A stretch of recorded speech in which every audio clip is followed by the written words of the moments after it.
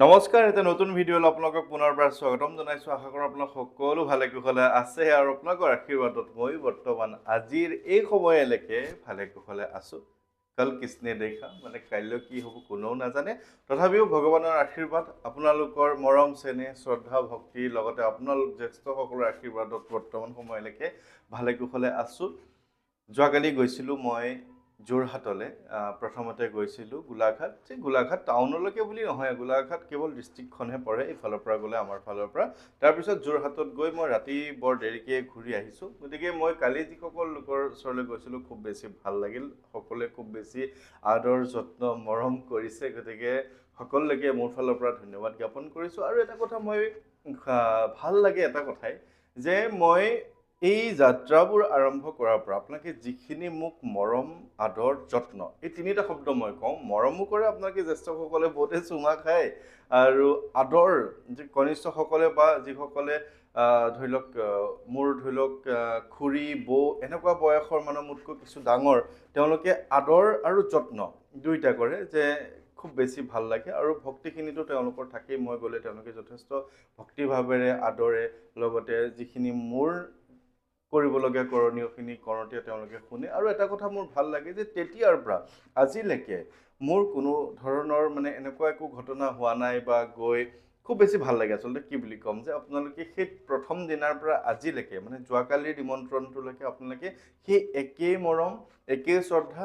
একেই ভক্তি, একেই আদৰ কৰি আহিছে। আৰু মই আশা কৰিম আপোনালোকৰ ওচৰত আশীৰ্বাদ বিচাৰিছোঁ যে মোৰ এই যাত্ৰাবোৰ যদি এনেধৰণে সমান্তৰালভাৱে চলি থাকে বা কণ্টিনিউ চলি থাকে, আপোনালোকৰ পৰা সেই একেই মৰম আশীৰ্বাদ মই পাম বুলি আশা ৰাখিছোঁ। আৰু এনেকুৱাও হয়, এজন লোকৰ ঘৰত যদি ছমাহ আগতে গৈছোঁ, এবছৰ আগতে গৈছোঁ, তেওঁ পুনৰবাৰ মোক নিমন্ত্ৰণ কৰে। মই যেনেধৰণে পাঠ কৰোঁ তেওঁলোকে আকৌ এবাৰ শুনিব বিচাৰে বা ঘৰখনত মংগলৰ কাৰণে আকৌ এবাৰ সেই অনুষ্ঠানভাগ কৰিব বিচাৰে। আমাৰ তেজপুৰৰে এজন নেতা, তেওঁ ঘৰত মই জানুৱাৰী মাহত গৈছিলোঁ কিজানি, আৰু তেওঁ ফেব্ৰুৱাৰী মাহৰ পৰা আকৌ জোৰ কৰি আছে যে তেওঁৰ ঘৰত প্ৰত্যেক মাহতে এবাৰ হনুমান চালিচা বজৰংগ বাণখন পাঠ কৰি দিব লাগে। কিন্তু মই সামৰ্থ্য সময় সেইখিনি হোৱা নাই যে তেখেতৰ ঘৰত প্ৰত্যেক মাহতে যাম, কাৰণ একেবাৰে হেৰি হৈ গ'লেও বেয়া হয়নে নহয়।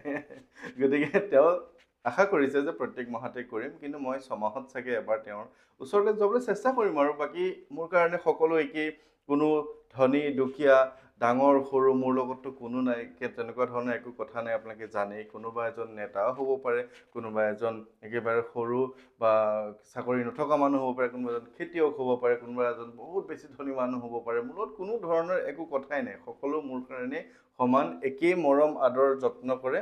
বৰঞ্চ যিসকল খেতিয়ক, যিসকল গাঁৱৰ চহা মানুহ, তেওঁলোকে যিখিনি খোৱা বোৱা ক্ষেত্ৰত যত্ন লয়, মই আচলতে আচৰিতে হৈ যাওঁ। মানে ইমানখিনি আপোনালোকে মৰম যত্ন কৰে। বাৰু যি কি নহওক, আজি মই আপোনালোকৰ কাৰণে এটা খুব দৰকাৰী ভিডিঅ' লৈ আহিছোঁ। অকণমান মানে এই যে মৰমখিনি পাওঁ, এই মৰমখিনি কৰিবলৈ ভাল লাগে আচলতে। সেইকাৰণে আৰম্ভণিতে দুটামান নিজৰ কথা কৈ লওঁ, যাতে আপোনালোকে নাজানো আৰু কেনেকুৱা পায়, কিন্তু মই কৈ ভাল পাওঁ যে আপোনালোকে মোক বহুত বেছি ভাল পায়, মৰম কৰে। বাৰু যি কি নহওক, আজি কথাটো এনেকুৱা ধৰণৰ, মই এই বিষয়টোত ইতিমধ্যে কেইদিনমান আগতে এটা ভিডিঅ' প্ৰস্তুত কৰিছোঁ, আৰু সেই বিষয়টোক লৈ আজি আকৌ প্ৰস্তুত কৰিছোঁ যে একেধৰণৰ প্ৰশ্ন মোলৈ আহিছে। চ'ত মাহ সোমাব এতিয়া, অহা সোমবাৰ মানৰ পৰা চ'ত মাহ সোমাব। গতিকে আমাৰ অসমীয়া পৰম্পৰা মতে, আমাৰ অসমীয়া লোকসকলৰ মতে চ'ত মাহত এনেকুৱা ধৰণৰ ধৰ্মীয় হওক, আধ্যাত্মিক হওক বা ঘৰখনৰ শুভ কাম নকৰে। কিয় নকৰে বুলি প্ৰশ্ন যেতিয়া কৰোঁ, তেনেকুৱা ধৰণৰ এনেকুৱা এটা কোনো ধৰণৰ ডাঙৰ কাৰণ কোনেও দেখাব নোৱাৰে বা এনেকুৱা ধৰণৰ কোনো যুক্তি তেনেকুৱা নাই যে চ'ত মাহত কিয়। এটাই কথা যে আগন্তুক সময়ত আমাৰ অসমীয়াৰ প্ৰাণৰো প্ৰাণ বহাগৰ বিহুটো আহি আছে। অসমীয়া কেলেণ্ডাৰ মতে বছৰটো সলনি হ'ব। গতিকে বছৰৰ শেষৰ মাহটোত কৰাতকৈ প্ৰথম বছৰৰ আৰম্ভণিতে কৰোঁ, গোটেই বছৰটো যাতে ভালে কুশলে যায়। গতিকে এনেধৰণৰ কিছু শুদ্ধ ধুনীয়া যুক্তি আছে, কিন্তু এনেকুৱা ধৰণৰ কথা নাই যে চ'ত মাহটো অপবিত্ৰ, চ'ত মাহত ভাল কাম কৰিব নোৱাৰিব, তেনেকুৱা ধৰণৰ কথা। পুহ মাহত কিছু আমাৰ নীতি নিয়ম আছে, সেইটো বেলেগ কথা। তথাপিও ধৰ্মীয় আধ্যাত্মিক দিশৰ কামখিনি চলি থাকে। কিন্তু এই চ'ত মাহৰ কথাটোত মানে এনেকুৱা ধৰণৰ কোনো বিশেষত্ব নাই বা বিশেষ কথা নাই যে আপুনি পূজা অৰ্চনা সেৱা এনেকুৱা ধৰণৰ নকৰিব। এতিয়া কথা হ'ল যে মই আপোনালোকক আজি কওঁ যে যেতিয়া চ'ত মাহ সোমাব এই বছৰৰ যেতিয়া চ'ত মাহ সোমাব, এই বছৰৰ প্ৰতিটো বৃহস্পতিবাৰে আপোনালোকে যেনেধৰণে মঙ্গলবাৰ পালন কৰে, হনুমানজীৰ নামত পালন কৰে, যেনেকৈ আপোনালোকে শনিবাৰটো শনি দেৱতাক সন্তুষ্ট কৰাৰ উপৰিও হনুমান প্ৰভুক সন্তুষ্ট কৰিবলৈ শনিবাৰটো পালন কৰে, ঠিক তেনেকৈ বহুতেইতো বৃহস্পতিবাৰ পালন কৰেই।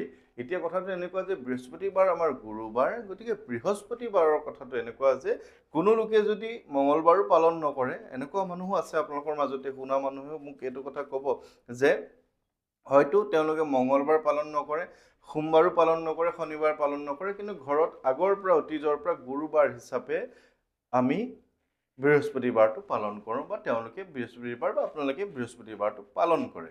এতিয়া কথা হ'ল যে এই চ'ত মাহত আপোনালোকে বৃহস্পতিবাৰটো পালন কৰি আহিছেই, তথাপিও হনুমানজীৰ কাৰণে তেখেতৰ বাবে বৃহস্পতিবাৰটো পালন কৰিবলৈ এই পাৰ্টিকুলাৰ বিশেষকৈ চ'ত মাহটো লওক। ইয়াতে মাৰ্চ এপ্ৰিল ধৰি নল'ব, চ'ত মাহটো লওক। ইয়াৰ কাৰণটো মই কওঁ যে আপোনালোকক মই আগতেও কৈছিলোঁ যে প্ৰভু হনুমান বজৰংগ বলীৰ জন্ম জয়ন্তী চ'ত মাহৰ পূৰ্ণিমা দিনটোত নিৰ্ধাৰিত কৰা হয়, বা চ'ত মাহৰ পূৰ্ণিমা দিনটোত হনুমান জয়ন্তী হিচাপে অতীজৰ পৰা পালন কৰা হৈছে। ইয়াৰ কাৰণটো এইটোৱেই যে যেতিয়া হনুমানজী সৰু আছিলে, মাৰুতি আছিলে তেওঁৰ নাম, তেতিয়া এই সূৰ্যটো এটা ফল লীলোত্তাহি মধুৰ ফল জানি, এনেকুৱা ধৰণৰ যিটো হনুমান চালিচাত ছন্দই আছে, চপাই আছে, সূৰ্যক যেতিয়া ভক্ষণ কৰিব গৈছিলে, খাবলৈ গৈছিলে, ফল বুলি ভাবি, মিঠা আমেই হওক বা মিঠা ফল বুলি ভাবি উজ্জ্বল গৈছিলে, তেতিয়া ইন্দ্ৰ দেৱতাই বজ্ৰ মাৰি তেখেতক মূৰ্ছিত কৰিছিল বা প্ৰাণহানি কৰিছিল বুলি বিভিন্নজনে ক'বলৈ বিচাৰে। আৰু তেতিয়া যিহেতু পৱন পুত্ৰ হনুমান, পৱন পুত্ৰ মাৰুতি নন্দন, গতিকে পৱন মানে হাৱা বা বতাহে, পৱন দেৱতাই গোটেই বিশ্ব ব্ৰহ্মাণ্ডৰ যিমান আছিলে হাৱা বতাহ গোটেইবিলাক স্তব্ধ কৰি দিলে, ৰখাই দিলে। কাৰণ বতাহ অবিহনে এই যে উশাহ লৈ আছো, এই উশাহৰ অবিহনে, বতাহৰ অবিহনে মানুহ এজন জীয়াই থকা বা গোটেই পৃথিৱীখনৰ গোটেই কোনো ধৰণৰ প্ৰাণী জীয়াই থকাটো সম্ভৱেই নহয়। আৰু বতাহৰ অবিহনে জীৱ জড় বুলি কথা নাই, কোনো ধৰণৰ কামেই নহয়, আপোনালোকে জানিবই সেইখিনি কথা। গতিকে পৱন দেৱতাই যেতিয়া গোটেই বতাহ হাৱাখিনি ৰখাই দিলে, ইন্দ্ৰ দেৱতা বা তেনেকুৱা ধৰণৰ গোটেই দেৱ দেৱতাখিনিয়ে পৱন দেৱতাক হাতযোৰ কৰিলে যে হাৱাটো বা তেখেতে সেই মানে বতাহটো মুকলি কৰিব লাগে বা স্তব্ধ কৰাৰ পৰা তেওঁলোকে সেইটো বিৰত থাকিব লাগে। গতিকে পৱন দেৱতাই তেওঁলোকৰ কথাখিনি শুনি এৰিলে, আৰু ইন্দ্ৰ দেৱতাই হওক বা পৱন দেৱতাৰ কাৰণে হনুমানজীয়ে পুনৰ জীৱন পালে, আৰু সেই দিনটো আছিলে চ'ত মাহৰ পূৰ্ণিমাৰ দিন। গতিকে সেই দিনটো চ'ত মাহৰ পূৰ্ণিমা দিনটোৰ পৰা হনুমান জয়ন্তী হিচাপে পালন কৰা হয়। হনুমান জয়ন্তী আৰু এটা দিনতো পালন কৰা হয়, সেই বিষয়টো এতিয়া কৈ দিলে আকৌ গোটেই কথাখিনি কনফিউজন হৈ যাব আপোনালোকৰ। গতিকে চ'ত মাহৰ পূৰ্ণিমা দিনটো আহি আছে, এপ্ৰিল মাহৰ 2 তাৰিখে বৃহস্পতিবাৰ।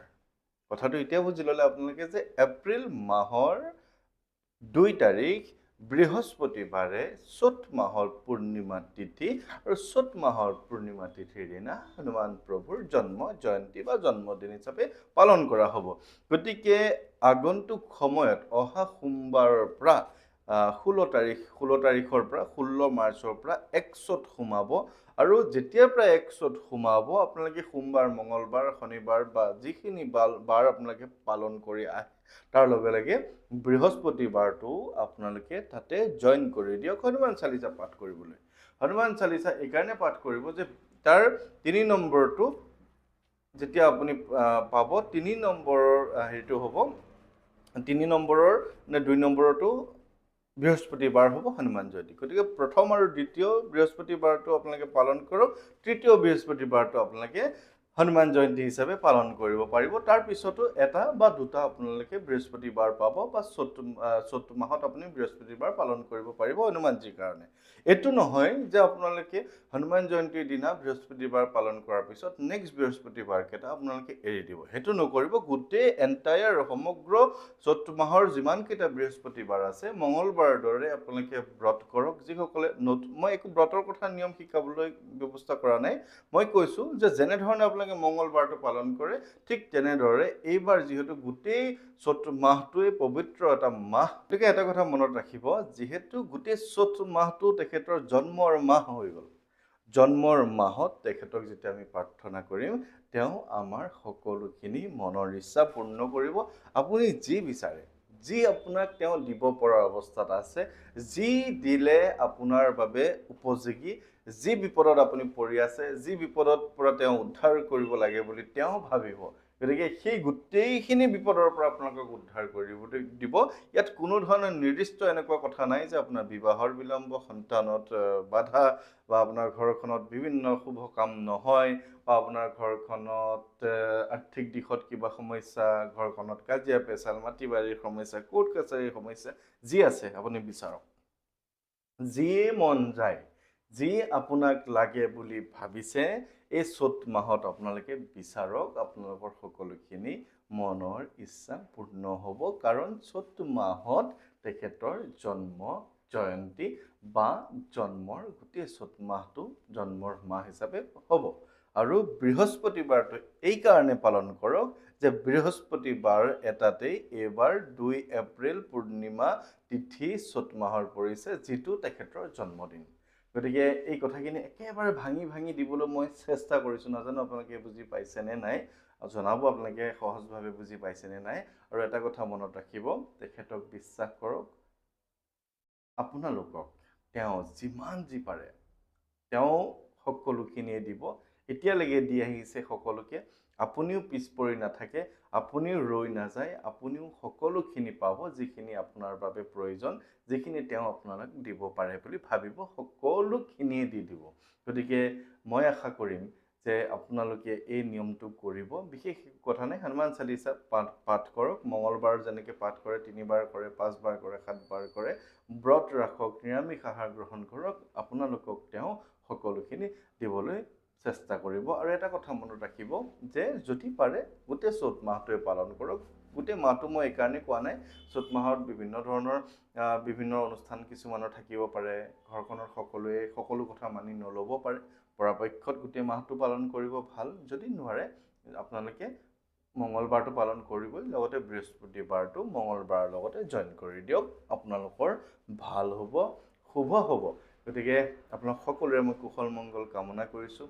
আপোনালোক ভালে কুশলে থাকক আপোনালোকে ভালে আছে আপোনালোকে ভিডিঅ'সমূহ চাই থাকে তাৰ বাবে আচলতে নতুনকৈ ভিডিঅ' এটা বনোৱাৰ বাবে ময়ো উৎসাহ পাওঁ গতিকে সকলোৰে মই কুশল মংগল কামনা কৰি আজিৰ এই ভিডিঅ'টো ইমানতে সামৰণি কৰিছোঁ ভালে থাকিব জয় শ্ৰী ৰাম